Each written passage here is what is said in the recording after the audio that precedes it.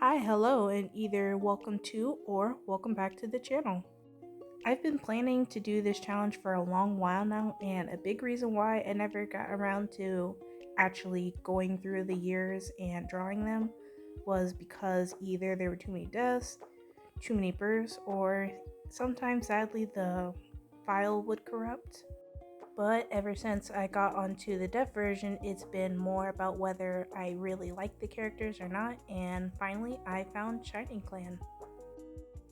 By the way, I've never done any of these voiceover videos, so please be a little patient with me, and with that, the first cat I'm drawing.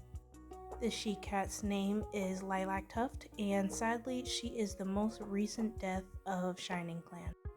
During her living years, she proved herself to be an excellent deputy. Honestly, I was hoping that in the future we could possibly get a lilac star, but sadly, during a hunting patrol, she ended up freezing to death, and she is now in StarClan and have been for about 3 moons now. She was shown to have a very playful personality, along with being a camp keeper and a good swimmer. Which, if anyone knows what a camp keeper is, can you please let me know down in the comments? I would greatly appreciate it. Along with being deputy, she was the mentor to Riverfur. Past that, there wasn't much to say about Lilac Tuft, even though she is my favorite out of all the cats so far. And she was shown to be pretty motherly, which didn't surprise me later on when she decided to have 2 litters. The first litter was fathered by Greendapple, while the second was fathered by the leader Stone Star.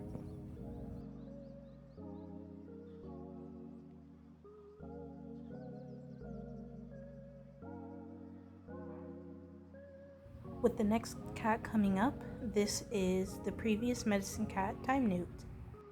Sadly, while he was out searching for herbs, he ended up getting caught in a landslide and was buried alive.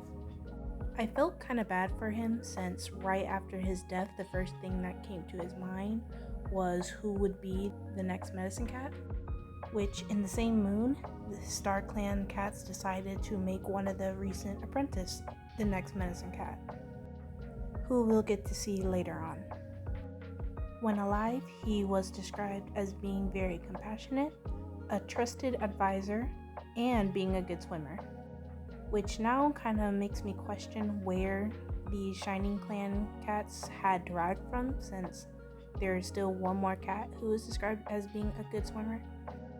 I was a little disappointed that I wasn't able to give him an apprentice before his death, but because there weren't any kids yet, sadly he left the clan medicine catless. Again, there isn't much to say since with this cat, he didn't really do much or interact with the other cats. Plus, I didn't take many notes like I should have. I meant to write stuff down, but I ended up getting a little too enthralled with the clan, and next thing I knew, I was already in year 2. Though I will say this now, that Time Newt ended up leaving me a great surprise later on in the clan.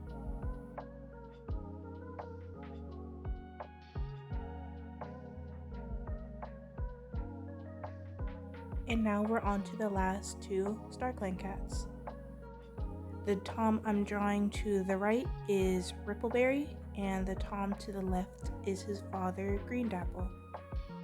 While it is not canon in-game that they are related, I decided to headcanon that before Greendapple decided to join, he ended up becoming mates with Rippleberry's mother.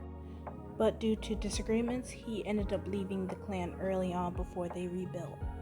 A big reason why I did this, which you'll see in a second, was mostly based on their pelt coats, in which they're both Bengal cats. As to why Rippleberry is upset in this drawing is actually because he was the first death in the clan, and during his life he didn't really get to interact with Greendapple.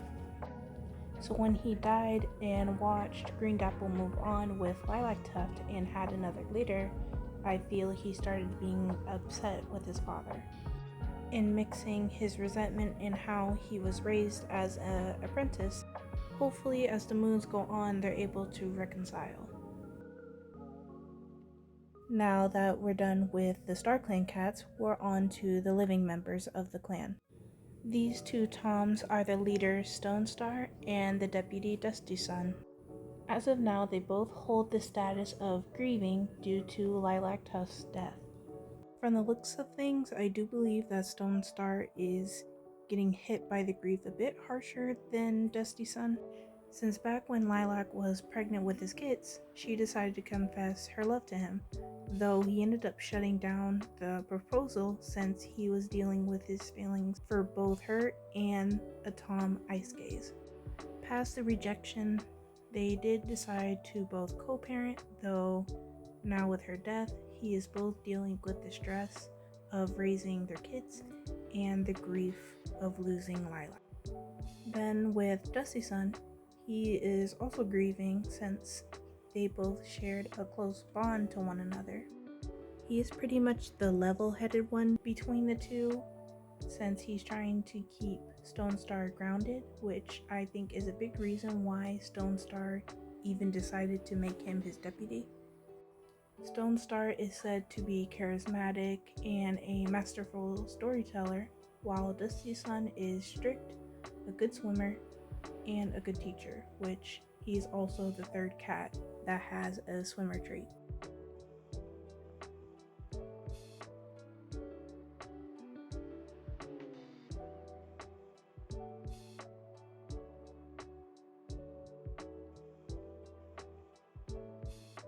For the medics, I decided to have them interacting and they're going over herbs. The Tom on the left is an elder named Gale Dream. He came across the clan during a patrol after he was kicked out of his previous clan, which I think was due to his age, since he might have accidentally poisoned some cat or had just given out the wrong herbs. But for whatever reason, I'm glad he came across that patrol and took Rat Aster as his apprentice, because with how the clan is with scarring and injuries, there probably would have been more deaths in the clan without Gale Dream. Although described as being insecure, he is a good speaker and teacher. Now with his former apprentice, they are the kit of Lilac Tuft and Green Dapple, and was the cat that was chosen by StarClan to be the next medic. As stated before, sadly I can't recall exactly how they felt since I didn't take screenshots nor did I take notes, but I do remember that they weren't entirely upset with what happened. Rat Aster is a non-binary medic that is charismatic, a beloved kit sitter, and a fast runner. There isn't much to say since they've been a full-time medic for about a year now, since they ended up graduating late, but I do see potential in their future skills. Though they did surprise me a bit since they started developing dislike to their previous mentor, so I will keep an eye on their relationship.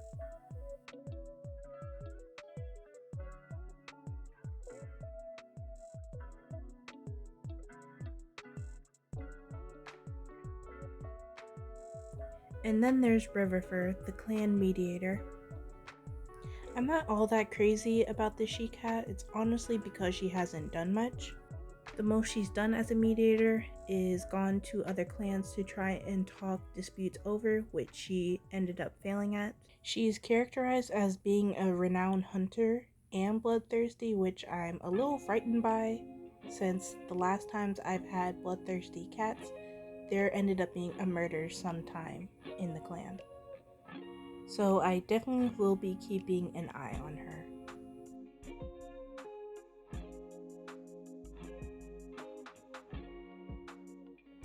Which, speaking of bloodthirsty, this Tom I'm especially anxious with, since at some point while looking through the prompts, I noticed that he had thoughts of killing the leader, since they were looking pretty vulnerable with their back turned.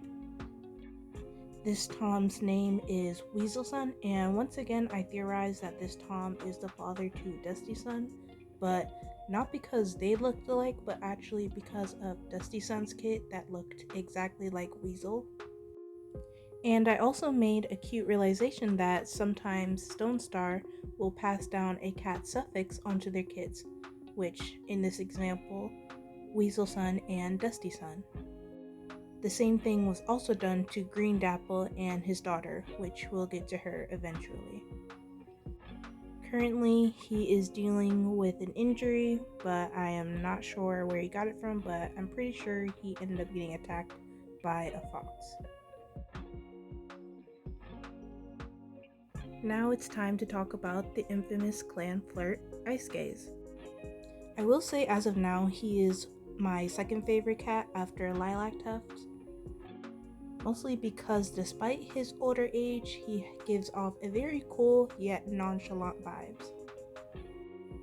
He is said to be charismatic, a good teacher, and has a natural intuition. I put down that he is the biological father to Fog Swoop, yet the adoptive father to Moleaf. Out of all the cats that have been mentors, I find him to be one of the best.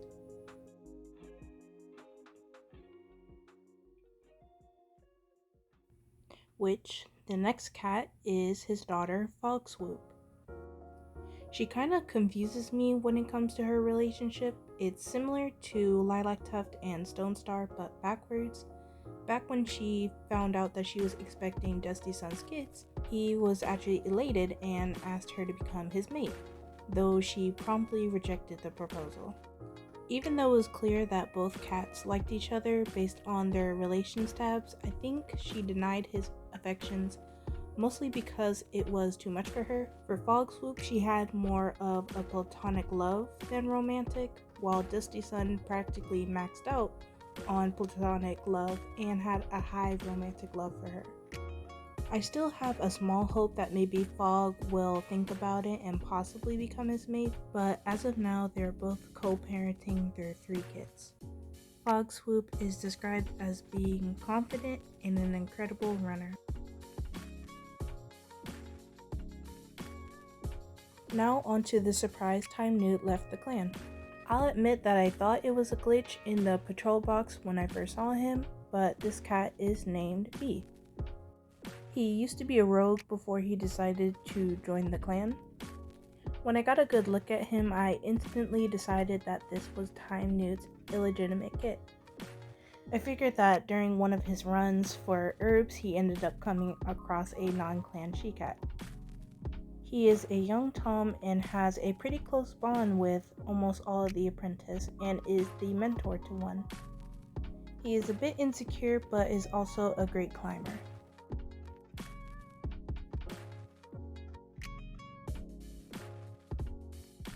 Now for the clan's known sassy she-cat.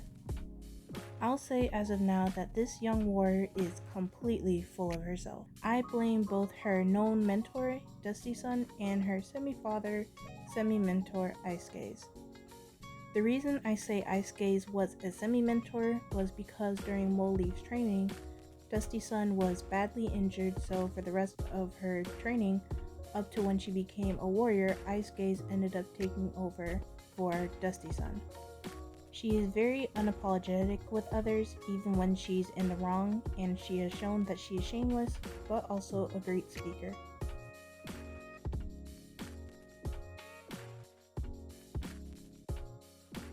And finally, the clan's last warrior. Black Dapple is grieving her mother's death harshly, and as of now, she is grief-stricken and hasn't left her den in 3 moons. I really hope she does get past this grief, but honestly, I don't blame her for being depressed since she lost both her parents about 1 moon apart. Although described as being strict, she is also a beloved cat sitter just like her brother and late father.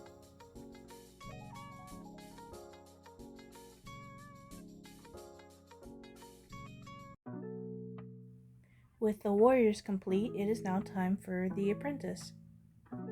These older cats are Clearpaw and Aspenpaw. They are the 2 kittens of Lilac Tuft and Stone Star.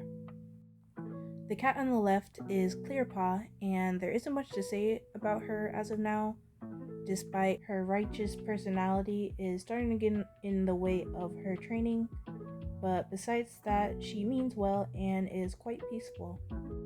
But her brother Aspenpaw, on the other hand, I am actually very interested in. Not only have multiple StarClan cats been keeping an eye on him, but the previous medic Time Newt has interpreted a prophecy/omen around him back when he was still a kid, turning into an apprentice. He is a very standoffish Tom who is lonesome but is very interested in clan history. I do hope his mentor Moleaf will help him get out of his shell a bit and become a bit more confident in himself.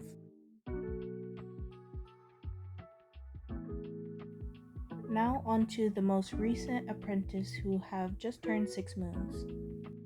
These 3 Toms are Stone, Moore, and Whisperpaw.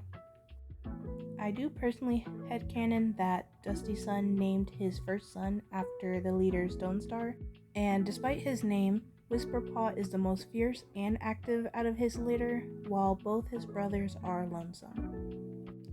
From how they act and view one another, I instantly noticed that both Stone and Moore liked each other compared to their brother Whisper, while Whisperpaw had the same high platonic like for both of them, which I was kind of trying to capture in their interactive piece. I really like Whisper, he's just really lovable, and I do hope his brothers give him a chance. And with that, these are the cats that make up ShiningClan. I do hope I can stay on top of this clan because I'm really attached and excited to watch them all grow. I may plan on using a different software when drawing all these cats on the same canvas. I'm not sure since Ibis Paint Capture Movie is a bit fast for my liking, so I'll see what I can do. Hope you enjoyed this video. I know this is a bit of a different formatting than I'm used to, so please be a little patient again. Of course, like and subscribe if you plan on sticking around, and that's all.